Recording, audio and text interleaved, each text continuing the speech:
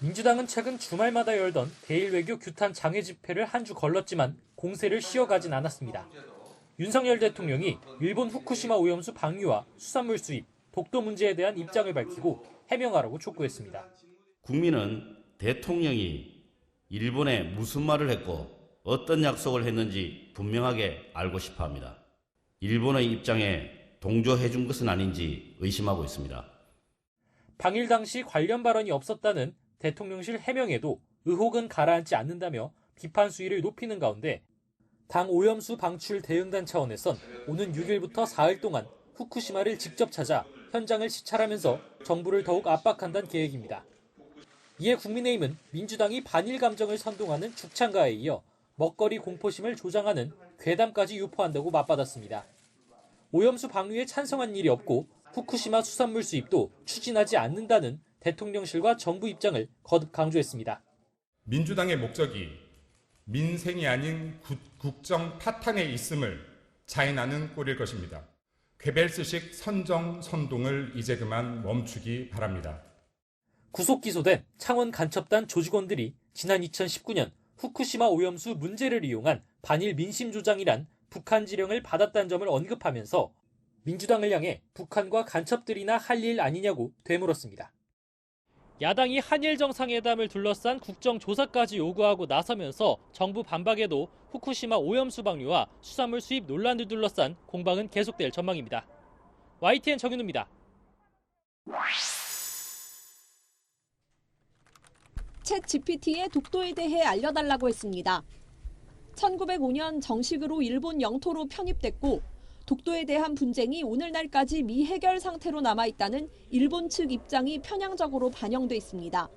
독도에 대해 물었을 뿐인데 채팅 기록이 남는 왼쪽 칸에는 자동으로 독도 분쟁이라는 단어가 뜹니다. 역사적, 지리적, 국제법적으로 명백한 대한민국 영토이기에 분쟁 대상이 아니라는 우리와 달리 일본은 계속 독도를 시끄러운 지역으로 만들기 위해 애써왔습니다. 챗 GPT 답변의 근거는 어디일까?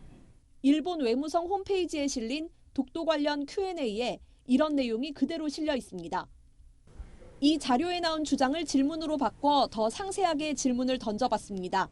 국제사회에서 영유권에 대한 합의에 도달하지 못했다는 답변이 나옵니다. 한국 입장은 사실이 오류가 있고요. 일본은 대부분 일본어로는 일본 입장을 반영을 했습니다. 그런데 쟁점이 되는 게 영어입니다. 자료를 한국어에서 머무는 것이 아니라 일본어 그리고 영어로도 계속해서 데이터베이스에 축적될 수 있도록 자료를 발신하는 것이 굉장히 중요해 보입니다. 일본은 2023학년도 초등학교 교과서에서 독도보다 훨씬 큰 섬이 제외된 지도에도 축적과 무관하게 독도 표시를 하는 등 영유권 주장을 강화했습니다. 오키섬 서북 쪽에다가 아주 작은 점을 찍습니다. 그래서 그 독도까지 일본 영토라고 표기를 하려는 그런 디자인. 챗 GPT가 학생 과제를 비롯해 일반인이 자유롭게 사용하는 도구인 만큼 여러 나라의 독도에 대한 그릇된 인식을 심어줄 수 있다고 전문가들은 지적했습니다. YTN 장하영입니다. 한전이 발전사로부터 사온 전기를 팔아서 남기는 원가 회수율은 불과 70%. 전기를 사온 가격보다 더 싸게 파는 구조 때문입니다. 지난해 평균 전기 판매 단가는 킬로와트 시당 120.5원이고 구매 단가는 196.7원으로 운영비를 뺀 원가만 계산해도 팔면 팔수록 손해입니다. 매달 부족한 전력 구입 비용은 사채를 발행해서 조달하고 있습니다. 지난해 한전채 발행액은 37조 원을 넘어서 전체 채권 시장에서 5%를 차지했고 올해도 벌써 5조 3천억 원을 추가로 발행한 실정입니다. 문제는 올해 적자가 5조 원 이상 나서 발행 한도를 초과해버리는 상황에 몰리는 경우입니다. 여기에 우량 채권인 한전채의 쏠림 현상도 걱정입니다. 한전의 회사채는 워낙 그 AAA 초우량 채권이기 때문에 여기로 수요가 몰리게 되고 중소기업이 발행하는 회사채는 안 팔립니다. 그렇게 되면 일부 중소기업들은 자금 조달이 안 돼서 부도의 그 위기에 직면할 수 있고 한국가스공사 역시 원가 회수율은 62%에 불과합니다. 지난해 누적 미수금은 8조 6천억 원, 올해 말 13조 원까지 불어날 걸로 예상되는데 이자만 하루에 13억 원에 달합니다. 이렇게 에너지 공기업들의 재무 사정은 하루가 다르게 악화하고 있지만 정부는 요금 인상에 적절히 나서지 못하고 있습니다. 지난 겨울 급등한 난방비로 커진 시민들의 부담을 더 키우는 상황이 될 수밖에 없기 때문입니다. 정부 부처 간 엇박자도 이어지고 있습니다. 산업통상자원부는 올해 2분기 요금 인상안이 잠정 보류되자 에너지 공기업 경영 현황 긴급 점검 회의를 열려다가 1시간 전 돌연 취소했습니다. 기업들의 자구 노력과 국제 에너지 시장 상황을 먼저 점검하겠다는 게 이유였습니다. 하지만 실상은 요금 인상의 부정적인 여론을 의식한 정부와 여당의 압박 때문이라는 해석입니다. 일각에서는 전기 사용량이 늘어나는 여름철을 앞두고 요금 인상 충격을 지금부터 분산해야 한다고 주장합니다. 공공요금 인상으로 인한 물가 상승 우려와 에너지 공기업 적자 구조 해소 사이에서 정부 고심이 깊어지고 있습니다. YTN 윤혜리입니다. 미국이 발표한 인플레이션 감축법 세부 지침에 우리 정부와 업계는 일단 안도했습니다. 지침을 보면 북미산 배터리 부품 50% 이상, 미국이나 FTA 체결 국가에서 가공한 핵심 광물을 40% 이상 사용해야 합니다. 양극, 음극파는 배터리 부품으로 양극 활물질 등 주요 소재는 부품에서 제외했습니다. 국내에서 소재를 만들어 북미 공장에서 부품을 제조하고 있는 우리 기업의 유리한 조건입니다. 기존에 해오던 공정 방식을 당장 바꾸지 않아도 전기차 한 대에 최대 1,000만 원의 세액 공제를 받을 수 있는 겁니다. 산업통상자원부는 우리 측 의견이 상당 부분 반영됐다며 환영했습니다. 불확실성이 어느 정도 해소된 배터리 업계도 서로 윈윈할 수 있는 계기가 됐다고 평가했습니다. 하지만 시간을 벌었을 뿐 앞으로 풀어야 할 숙제가 많습니다.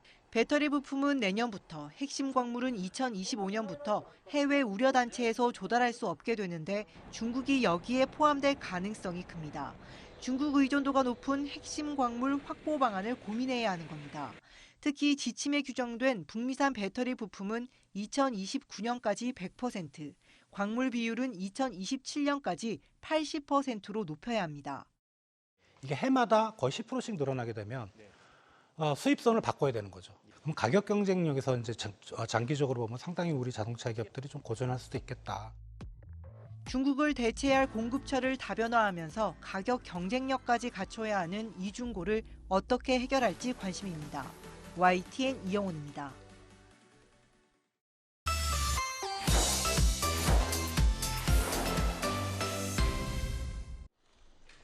친강 중국 외교부장과 하야시 요시마사 일본 외무상이 처음으로 손을 맞잡았습니다. 상견례를 겸한 회담은 예정보다 길어져 4시간 동안 이어졌습니다. 시작부터 뼈 있는 말이 오갈 만큼 의제는 가볍지 않았습니다. 미중 패권 경쟁 구도 속에 영유권 분쟁 지역인 동중국해 군사 긴장과 반도체 수출 통제 등입니다. 现在两国关系的接力棒呢，又交到了我们这代人手中，应当的做出无愧于历史和人民的正确抉择。 여기에 더해 후쿠시마 원전 오염수 방류와 최근 중국이 간첩 혐의로 구속한 일본인 석방 문제까지 얽혔습니다. 現在日中関係には様々な可能性があるが、同時に数多くの課題や深刻な懸案に直面をしておりました。 양측은 지속적인 대화의 필요성에 공감하면서 한중일 3국 정상회의 재개도 상의했습니다.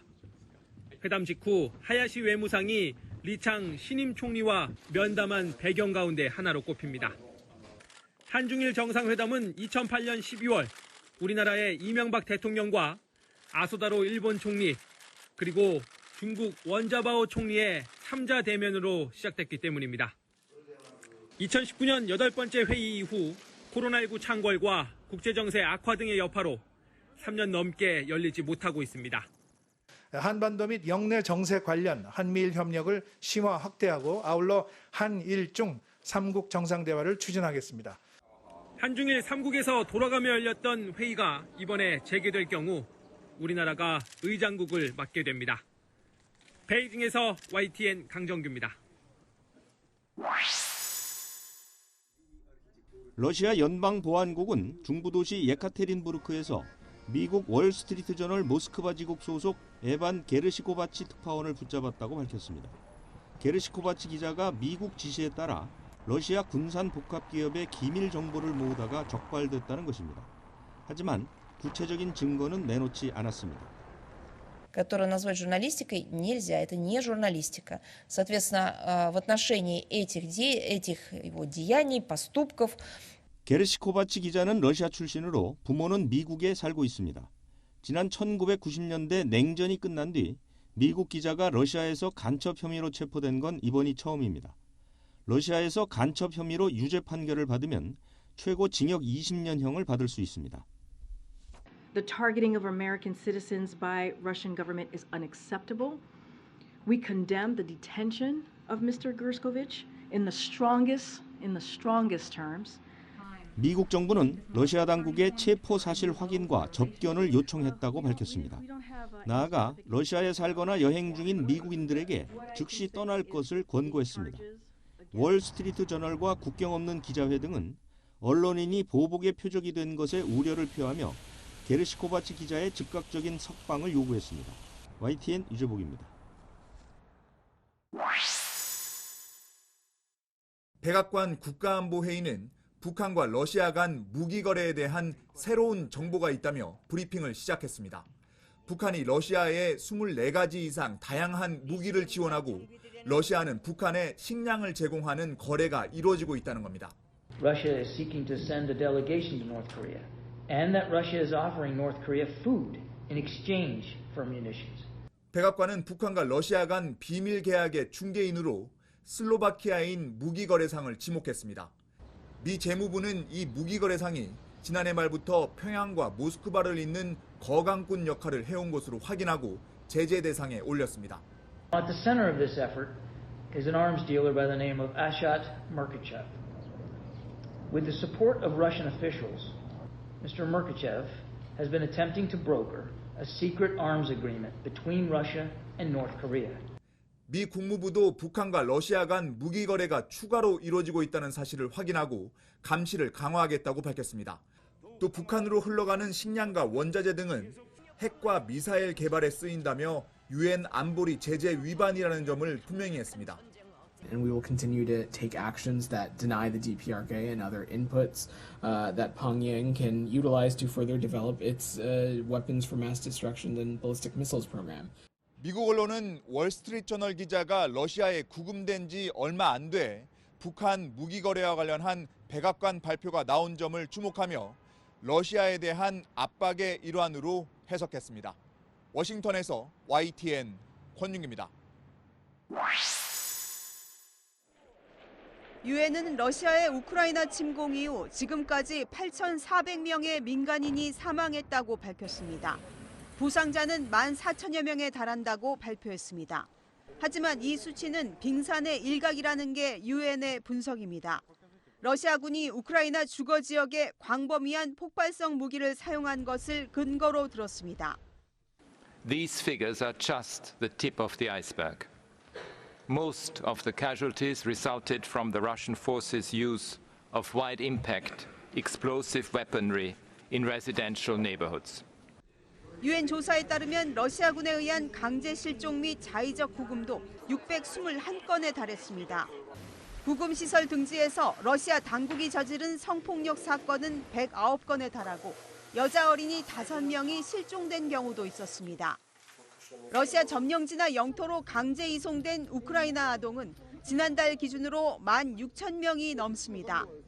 전쟁 초기 1,000명이 넘는 민간인이 사망하는 등 최악의 비극이 벌어졌던 우크라이나 부차. 부차 탈환 1주년을 맞아 열린 추모 행사에서 젤렌스키 우크라이나 대통령은 러시아의 만행을 절대 용서할 수 없다며 승리를 다짐했습니다. Коли відбулось вигнання російських окупантів з нашого міста Буча. Міста, про яке тоді світ ще не знав.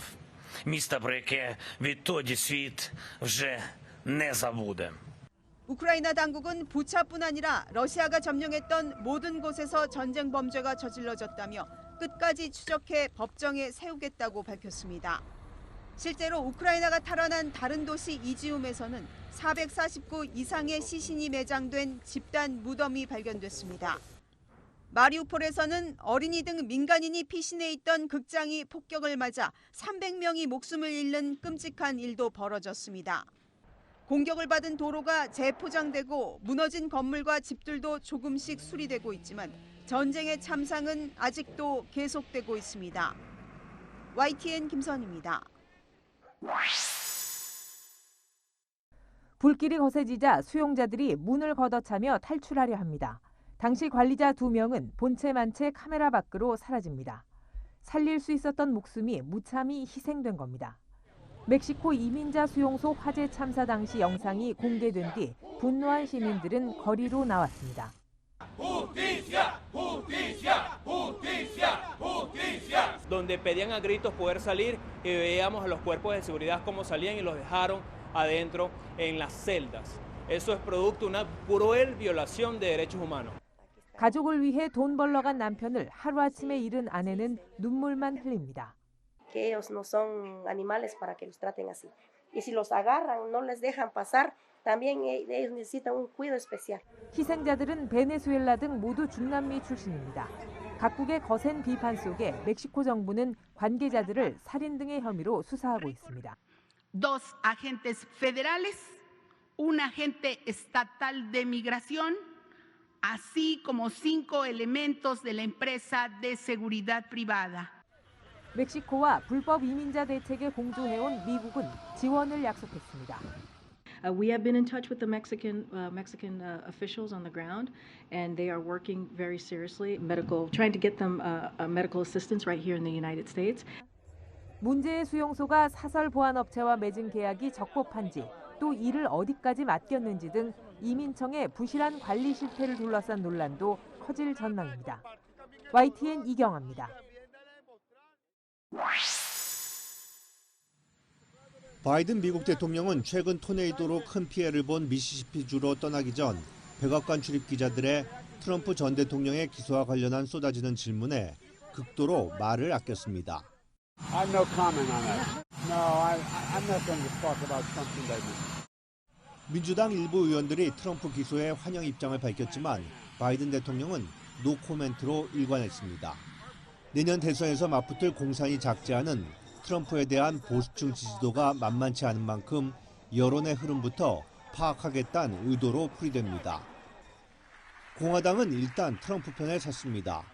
내년 대선 출마를 시사한 펜스 전 부통령은 정치적 기소라고 잘라 말했습니다. I think the unprecedented indictment of a former president of the United States for a campaign finance issue is an outrage. This is nothing short of a political prosecution.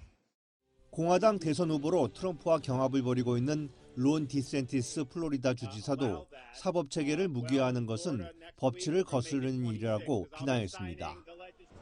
엘빈 브래그 검사장이 이끄는 맨하튼 지검은 트럼프 수사에 관한 자료 제출 요구한 공화당 의원들에게 서한을 보내 선동적인 비난 자제와 수사 정보 제출 요구 철회를 촉구했습니다. 그러면서 불법적인 정치 개입 없이 형사사법 절차를 진행할 수 있게 해달라고 밝혔습니다. 뉴욕시는 뉴욕경찰과 긴밀히 협조해 만일의 사태에 대비하고 있습니다. 트럼프 법원 출석과 관련해 트럼프 지지자들 시위에 대비한 비상계획을 세우고 살해 협박 편지와 전화가 오고 있는 맨하튼 지검과 지방법원 주변 경비도 강화했습니다. YTN 이종수입니다.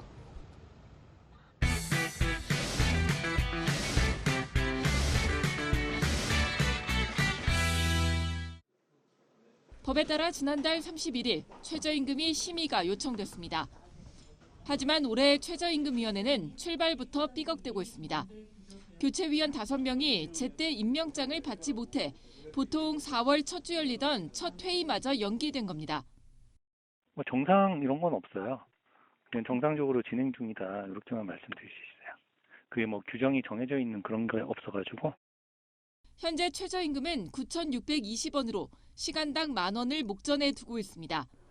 만약 내년도 최저임금 인상률이 3.95% 이상이면 10,000원을 돌파하는데 2000년 이후 20여 년 동안 최저임금 인상률이 3.95%보다 낮았던 건 단 3번뿐이었고 최저임금위가 2022년도 최저임금 산출 때부터 사용해온 계산법을 고려해도 5%대 인상이 예상돼 내년은 시급 10,000원 시대가 될 가능성이 큽니다.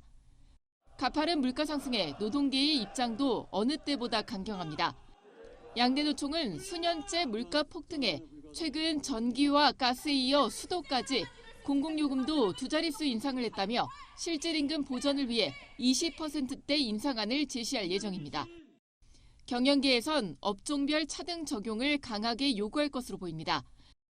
지난해 정부가 발주한 업종별 차등 적용 연구 용역 결과가 올해 최저심의위에 제출되는 데다 노동부 장관도 지역별 차등 적용은 어려워도 업종별 차등 적용에 대해서는 논의를 시작할 뜻을 내비치기도 했지만 노동계는 강하게 반대하고 있습니다. 게다가 이미 노조 회계 공개와 근로시간 개편안, 각종 불법행위 단속 등을 놓고 노정관계가 극단으로 치닫고 있는 만큼 최저임금이 역시 가시밭길을 가게 될 전망입니다. YTN 김연아입니다. 여성이 평생 낳을 것으로 예상되는 아기의 수인 합계 출산율은 지난해 0.78명으로 사상 최저를 기록했습니다. 이런 초저출산 현상이 계속 이어지면 국민연금의 적자 규모가 눈덩이처럼 커질 것으로 추산됐습니다. 합계 출산율이 올해 0.73명으로 나오고 2040년에 1명 이상으로 회복하는 기본 시나리오와 올해 0.62명으로 훨씬 더 낮아지고 2050년 이후에도 여전히 1명 아래인 최악의 초저출산 시나리오를 비교했습니다. 두 시나리오 모두 보험료와 투자 수익으로 들어오는 돈보다 연금 지급으로 나가는 돈이 더 많아지는 시점은 2041년, 기금이 완전히 소진되는 시점은 2055년으로 같았습니다. 그러나 기금이 소진될 때 적자의 규모는 초저출산을 가정한 경우 207조 원으로 기본 시나리오보다 4배 이상 많았습니다.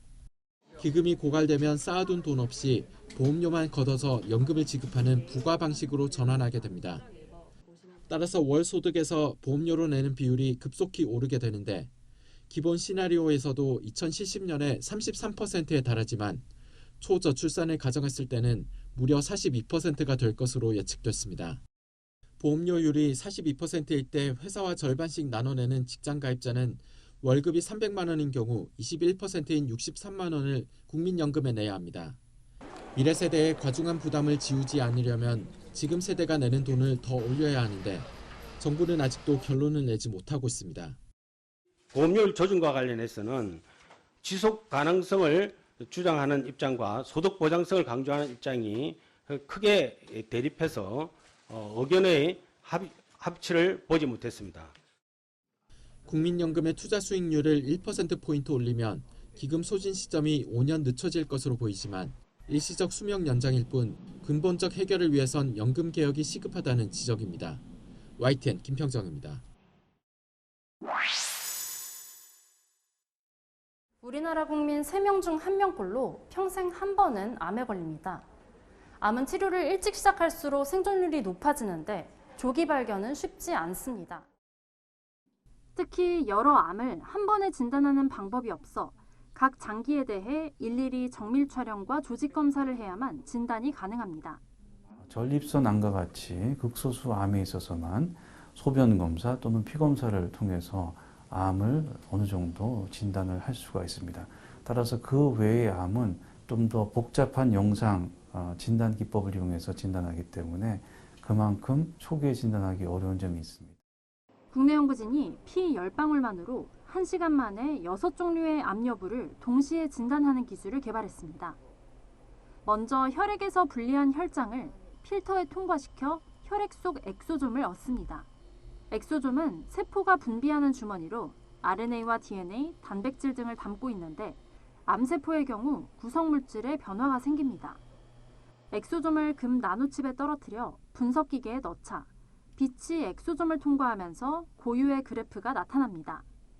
정상인과 암 환자 600명의 엑소좀 그래프를 학습한 인공지능이 환자의 암 여부를 알려줍니다. 폐암, 유방암, 대장암, 간암, 췌장암, 위암 모두 6개 암에 대해 암 종류도 구별합니다. 암인지 아닌지를 판단하는 것은 97% 이상이고요. 그중에 어떤 특정 암이 인지 아닌지를 판단하는 것은 90% 이상의 정확도를 가지고 있습니다. 6가지 암을 한꺼번에 측정하게 되는 수준이 되면 한 30만 원 정도를 목표로 하고 있습니다. 연구팀은 폐암 검진에 대해 올해 안에 임상시험을 진행하고 내년에 인허가를 신청하겠다는 목표입니다.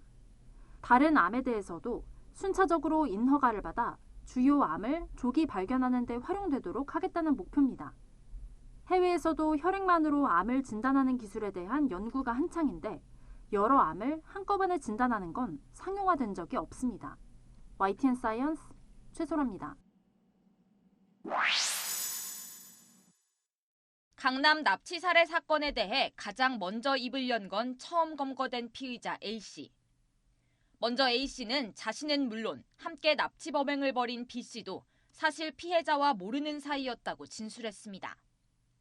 피해자를 콕 집어 범행을 제안한 건 가장 마지막에 붙잡힌 공범 C씨라고 주장했습니다. 목적은 처음부터 피해자의 재산, 특히 가상화폐를 뺏는 것이었고 자신은 빚을 갚아준다는 말에 가담했다고 했습니다. 경찰도 C씨는 직접 납치에 가담하지 않고 범행을 준비하는 역할을 한 것으로 보고 있습니다.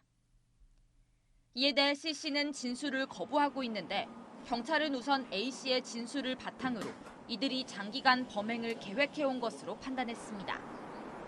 이들이 연락을 주고받은 시점을 고려하면 최소 2-3달 전부터 범행을 모의해왔고 이 기간 피해자를 미행하기도 한 것으로 추정하고 있습니다. 그렇게 준비한 범행을 실현하기 위해 범행 당일 피해자의 사무실에서 대기하다가 퇴근하던 여성의 뒤를 밟아 납치한 것으로 조사했습니다. 이후 용인까지는 고속도로로, 이후엔 국도로 빠져 대전으로 이동하는 등 치밀한 계획 범행을 벌인 것으로 파악했습니다. 경찰은 추가 공범이 있을 가능성도 열어두고 수사를 벌인 뒤 피의자들 신상 공개 여부를 결정할 계획입니다. YTN 송재인입니다. 디스플레이 관련 첨단 기술을 세계 최초로 개발한 한 중소업체의 부장급 직원 A씨. 지난 2016년 4월 A씨가 퇴사한 뒤 알짜 기업으로 이름을 알리던 업체는 내리막길을 걸었습니다. A씨가 중국 기업으로부터 거액을 받고 업체 기술을 팔아넘겼기 때문입니다. A씨는 법정에 서게 됐지만 대법원에서 배임 혐의로 벌금형, 산업기술보호법 위반 혐의로 무죄를 확정받았습니다. A씨가 유출한 기술을 산업기술보호법이 정하는 산업기술로 볼 수 없다는 게 무죄 이유였습니다. 지난 5년 사이 국가정보원이 적발한 산업기술 해외 유출 사건은 모두 93건. 그 값어치는 25조 원대에 달합니다. 특히 이 가운데 3분의 1은 국가 안보와 경제에 영향을 미치는 국가 핵심 기술 유출 사건이었습니다. 하지만 기술 유출 범죄 대부분은 그야말로 솜방망이 처벌을 받습니다. 지난 2018년부터 올해까지 산업기술보호법 위반 사건 전체 82건 가운데 1심에서 무죄가 선고된 비율은 37%에 육박했습니다. 일반 사건의 무죄 선고 비율이 1% 내외인 걸 고려하면 눈에 띄게 높습니다. 그나마 유죄 판결을 받은 52건 가운데 실형은 단 8건. 나머지는 집행유예나 벌금형에 그쳤습니다. 이렇게 기술 유출 범죄 처벌 수위가 지나치게 낮은 원인으로는 양형 기준이 꼽힙니다. 지난 2019년 산업기술보호법이나 부정경쟁방지법의 법정형은 상향됐지만 실제 선고를 내릴 때 참고하는 양형 기준은 법정형의 절반에도 미치지 못한 채 6년째 그대로기 때문입니다. 게다가 유출된 기술이 지니는 가치나 피해 정도가 산정될 수 없다는 이유로 처벌을 피하는 경우도 부지기수입니다. 피해 규모는 막대한데 정확한 피해 규모가 산정되지 않는다는 이유로 오히려 피고인에게 유리하게 적용됐던 기본적으로 기술이 외부에 공개되는 것이 아니기 때문에 시장 가격을 산정하기 어렵고 또 이미 유출된 상황에서 유출되지 않은 가정적 상황과 비교하기도 어렵기 때문에 그렇습니다. 검찰은 이달 말 새롭게 구성되는 대법원 양형위원회에 산업기술 유출 범죄 관련 양형 기준을 상향 조정하는 방안을 제안할 예정입니다. 또 연구 용역을 통해 수사 단계에서 기술 가치나 피해 규모를 객관적으로 입증하는 방안을 마련할 방침입니다. YTN 김혜린입니다. 국토부는 올해 10월부터 영종대교 상부도로 통행료를 50% 정도 대폭 인하합니다. 인천대교 통행료도 2025년 말부터 현재 5,500원에서 2,000원으로 낮추기로 했습니다. 민자도로에 사실상 국가 재정을 투입해 요금을 내리면서 다른 유료 도로와의 형평성 문제가 제기되고 있습니다. 특히 경인고속도로 통행료에 대한 전면 무료화 주장이 커지고 있습니다. 구간도 너무 짧고 너무 막혀서 이제 인천 시민들을 위해서 좀 무료화가 됐으면 좋겠어요. 경인고속도로는 서인천 IC에서 신월 IC 구간까지 13.4km만 운영되고 있습니다. 하루 통행 차량이 평균 18만 대에 달해 상습 정체 구간으로 악명이 높습니다. 누적 통행료 수입은 2021년 기준 1조 3,600억 원으로 도로 건설과 유지비를 2배 이상 넘었습니다. 전국 고속도로 가운데 이익률은 1위를 기록하고 있지만 기관 평가 서비스는 F등급, 낙제점을 받았습니다. 인천에서는 경인고속도로 무료화가 20년 묵은 수건으로 꼽히고 있습니다. 이런 가운데 유정복 인천시장이 영종대교와 인천대교 통행료 인하를 계기로 경인고속도로의 전면 무료화 추진을 검토하라고 실무부서에 지시했습니다. 통행료 무료화를 위해서는 일반 도로로 전환해 운영과 관리가 지방정부에 이양돼야 합니다. 중앙정부가 알토란 같은 경인고속도로를 선뜻 내줄지 주목됩니다. YTN 강소목입니다.